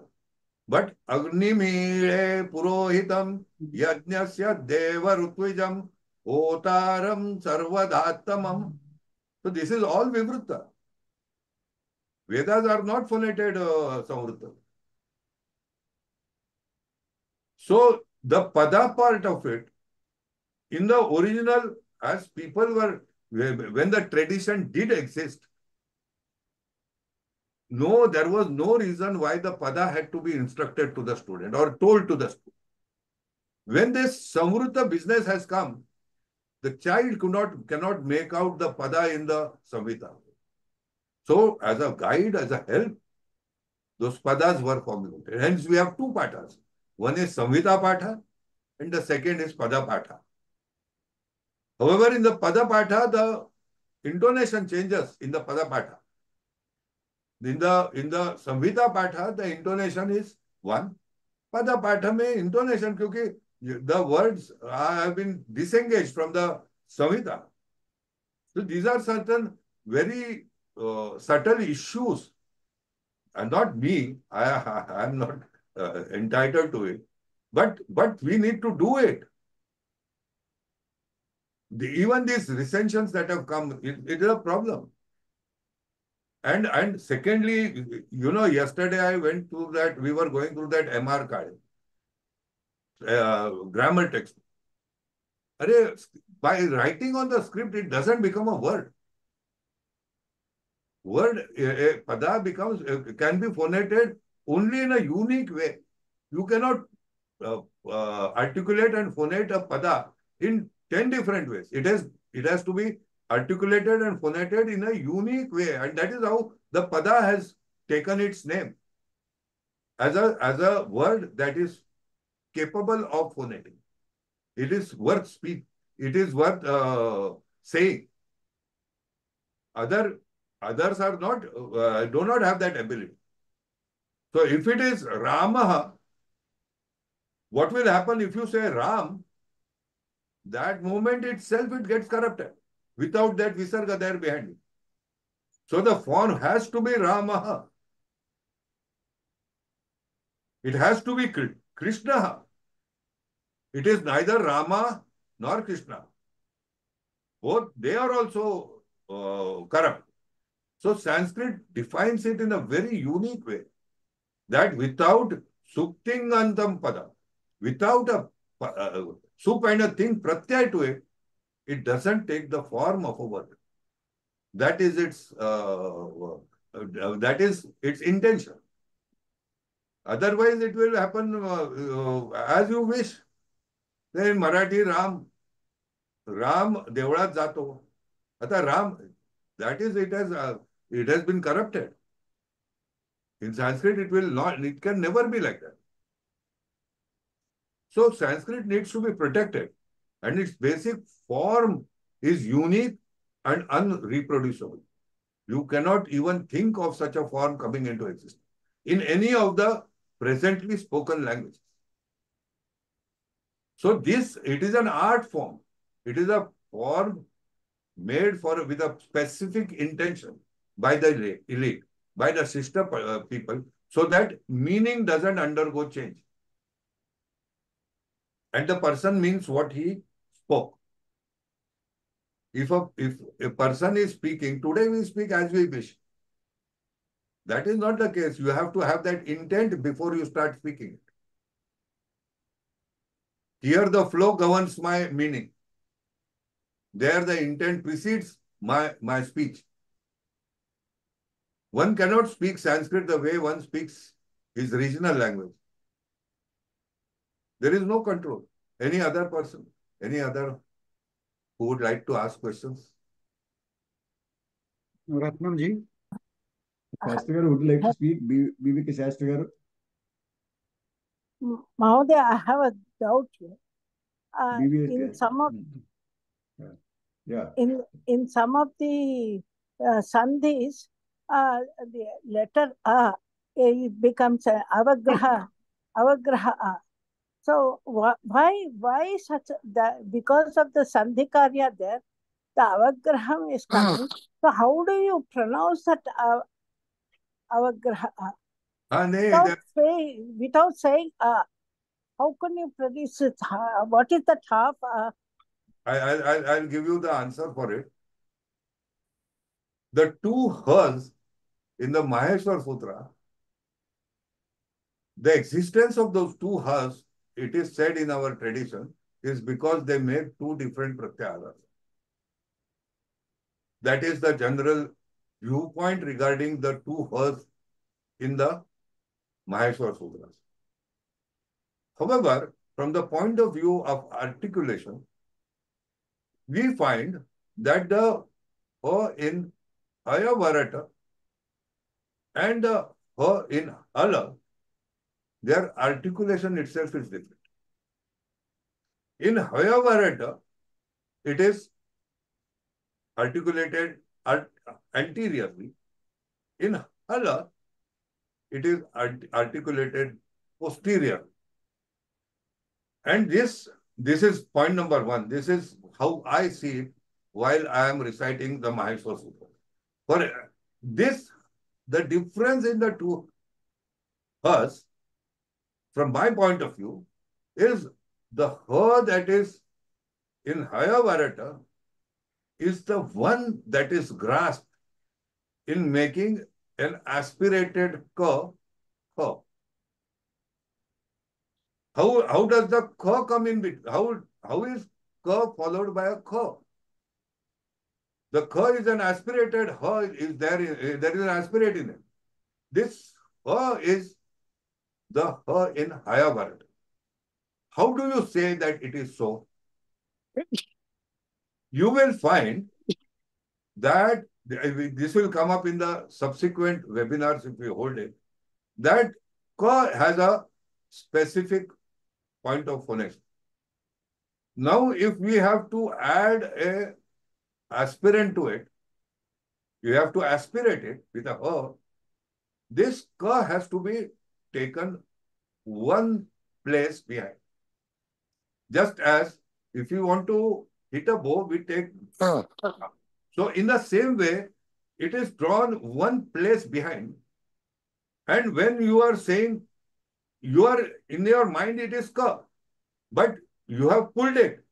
So what will happen? That ka will become, the tongue will first go ahead and then come back. So ka is the jiva comes back immediate.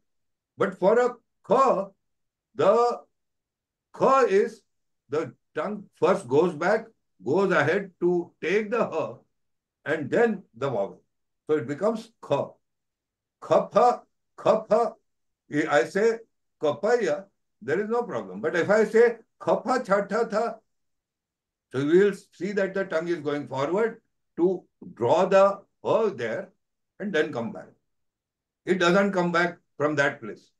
So the aspiration part of the second and the fourth letter, the aspirated letters, are by taking or from drawing the ha, which is in Hayavarata, to create a new letter, kha. And therefore you will find that this ka is absent or gha is absent in many world languages because it has a unique way of being phoneted. So this is the ha, whereas the ha in hala is the visarga. The ha in hala is visarga. Suppose, what is the difference? The ha in Hayavarata can take on all vowels, can be suffixed with all vowels. Ha, ha, he, whatever it be, irrespective of the sequence. But that cannot be done with ha in hala. You can't say ha. That ha will not come. So this is the difference between the visarga rendered in Maheshwar Sutras as hala and the ha in Hayavarata as a anterior ha, which can be used as an akshara in creating a varna. This is the difference. You're getting my point? So if I say Ramaha, this visarga is that alaha. If I say Krishnaha, it is that ha. Or Ramaha, Ramau, Ramaha. This ha is that halaha. So a visarga is out of the ha of the last sutra, hal. When I present the Barakhadi sutras, which have very where it is great what you can say pleasure, or you get a more the happiness when you see that such is the framework in which Sanskrit was born, and this is astonishing. Any more? Yeah, one more question is there, Sudhir, and Sastri Sahab will speak. Okay. Now I am Sudhirji, please make your quickly. fast. I want to add something very quickly. Yeah, can you hear me? Yeah, please, sir. Sastri. Okay. What Karveji said, protection of Sanskrit from regional language influence is one important thing. More challenging than that is protecting both Bharatiya Bhasha and Sanskritam and Vaidika Sanskritam from Anglicization, that is Romanization. That is more critical.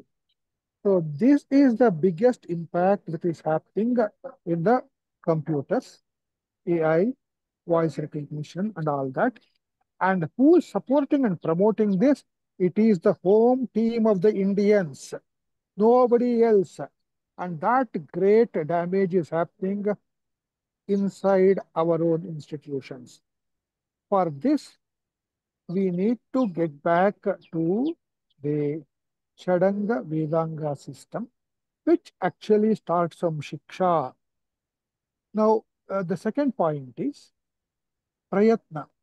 Karveji was telling Prayatna is left out. Now, when we left out the Shiksha Shastra basics itself, Prayatna also disappears. What is Shiksha Shastra? Varna Svaraha, Matra Balam, Sama Santana, Ityukta Shiksha Dhyaya. Now, Varna and Swara we are discussing. And extension of the Akshara is made from Varna and Swara. What did we do with the rest of the four? Matra and Bala. Matra and Bala is your Prayatna. Matra and Bala is the Prayatna, which requires Asya. That is Tulyasya Prayatnam Savarnam of the Shiksha Shastra flowing into Vyakarana. When we dropped out Shiksha Shastra, basics of Sanskrit, we lost the basics of the Vyakarana. And what did we substitute with that? We substituted A for apple. This is the greatest problem. Okay. The third thing, the three chas and two ras in Desha Bhashas, Telugu or other Marathi and other things. We have the same issue in Kannada and all the other languages. We have refa of two types, law of two types, scripted and pronounced differently. So this requires a cross pan-Indian study of the Aksharamala, Varnamala, Ucharana, and the Padashastri, which we have not done. And what have we done? We means the collective intelligence, cumulative intelligence of the Indian linguists have adopted the International Phonetic Association, IPA linguistics, and the Tower of Babel linguistics to say this is the history of the Indian languages, Brahmi linguistics. So when we forgot the Vedanga model of the linguistics and substituted that with the IE linguistics, which is almost 200 years old, the degeneration of all the Indian languages, including Sanskrit, has taken place. This needs correction. Why is it needing correction? For schooling education, for the protection of the Vedas, which is the first one, Rakshartham Vedanam Vyakaranam. Akshara Raksha is the key thing. If you don't know Akshara Lakshana, how are you going to do the Raksha of it? So this is where the whatever the Avashishta knowledge of the Vedas is to be used. And we are happily zero investment on these things. I was talking to Shastri Garu, and then he said, I have been trying to do so much. I said, we are not the Govardhana Parvata holding on the finger. We are not the Krishnas of that nature. We want other people, the team, to invest in the Indian language, sanctity and safety. So if the whole fight goes on putting the animal fat in the Laddu at Tirupati temple, how much of media time is lost? What have we done from that to Veda Raksha? Something to be contemplated. Okay? The next thing, there is an issue of scripting. Okay, we have been instructed right from beginning, and Andhra, the Trilinga Deshamu Parampara was never write the Vedas. Likhita Pataka was the Adhama kind of thing. Tatha Likhita Pataka. So it was only Ucharana Anucharana system that transmitted in the human mode. But what are we doing in the whole national education policy, literacy and all that? We are teaching Indian languages and the foundation of the English. Are we not doing the greatest disservice to our own language? Think of it. This is what Karveji is pointing. And this has happened to Marathi. In some other discussion, I pointed out that to some senior persons, and I said about 150 years ago, when the Marathi, first books of learning Marathi, the grammar was written and introduced into the school, this took place consciously with the government support, with the public support in the colonial rule. And that has not been corrected. Every state has the same problem. So today we can speak of great AI talk, but our foundation of the AI for Indian good is not happening based upon the Indian language phonetics. So this is the next thing. Then another thing, he was talking of the three traditions of the tabla, right? Karveji was talking the soft consonants and the hard consonants and where the finger is put and all that. Three traditions of the tabla. It is true that he is looking at the tabla, tanpura and other things. But look at another great instrument, Nagaswaramu. You know, so we use so much of that. Nagaswaramu. In Nagaswara, in flute, we have the flow of the air. In Mridanga and all the Athodyas, other things, it is beating. Okay, percussion, beating styles. Whereas in flute, in Nadaswaram, it is the human voice, the air that is going out to produce the swara, shruti, varna, whatever the other things are coming. So when we see the application of this in a composition like, you know, the great, the Krutikaras, Pranamamyaham Gauri, Pranamamyaham, you take that. Do you think this can be done in English, rendered properly with English script? Impossible. Because pra, which pa are you going to use? Na, where are you going to use?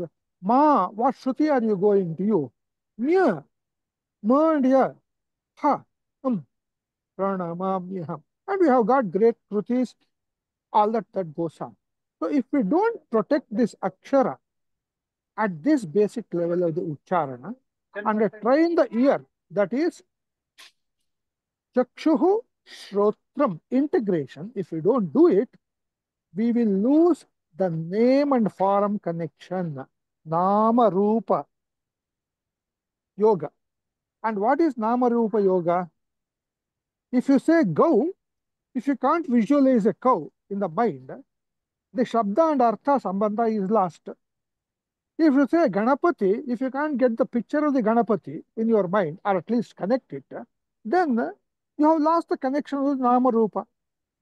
And Nama Rupa Vyakaravani is the first sutra of the Upanishad to say how the Vyakarana came into existence. Therefore, we can do all this research analysis in a closed room with high-level head thinking and all that.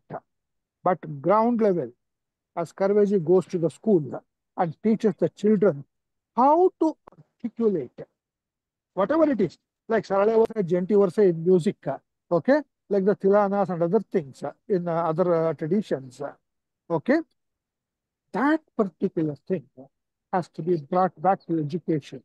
And who has got the time for this? It is not there in the syllabus. It is not there in the cultural programs. It is not there in the curriculum. It is not in the parental issues. Then whose guardian, whose child is the Bharatiya Bhasha and Sanskrit? And we are all talking that we are the guardians of the Sanskrit language. So we have to look back at ourselves.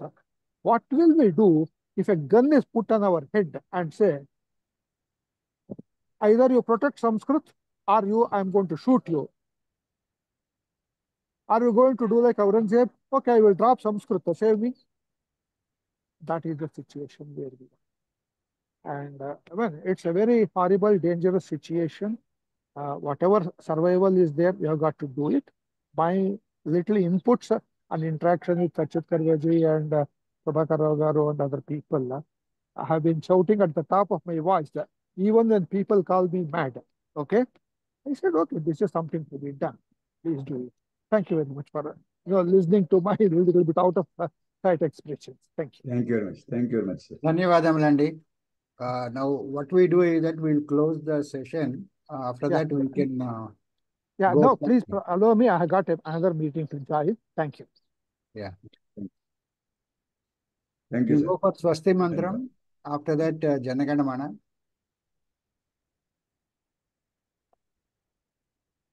Lakshmi ji. Yes, sir.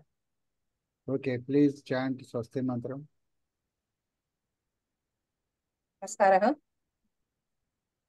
स्वस्ति प्रजाभ्यः परिपालयन्तां न्यायेन मार्गेण महिषाः गोब्राह्मणेभ्यः शुभमस्तु नित्यं लोकाः समस्ताः सुखिनो भवन्तु काले वर्षतु पर्जन्यः पृथिवी सस्यशालिनी देशोऽयं क्षोभरहितो ब्राह्मणाः सन्तु निर्भयः अपुत्राः पुत्रिणः सन्तु पुत्रिणः सन्तु पौत्रिणः अधनाः सधनाः सन्तु जीवन्तु शरदां शतं सत्यं वद धर्मं चर स्वाध्यायान् मा प्रमदः सर्वे भवन्तु सुखिनः सर्वे सन्तु निरामयाः सर्वे भद्राणि पश्यन्तु मा कश्चित् दुःखभाग् भवेत् ॐ शान्ति शान्ति शान्तिः ॐ पूर्णमदः पूर्णमिदं पूर्णात् पूर्णमुदच्यते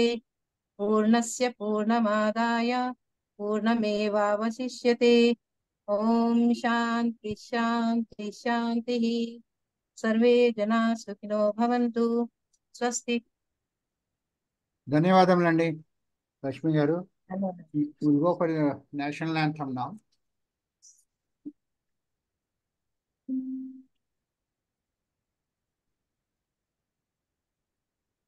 जनगणमन अधिनायक जय हे भारत भाग्य विधाता पंजाब सिंधु गुजरात मराठा द्राविड उत्कल वंगा हिमाचल यमुना गंगा उच्चल गंगा तव शुभ नाम जागे तव शुभमागे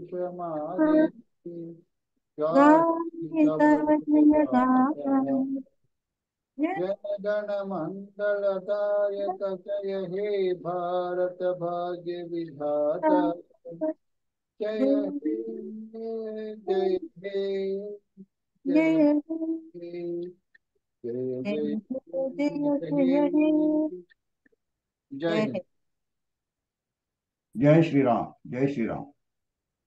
Yeah, now we can continue with our discussions. Anybody wants to think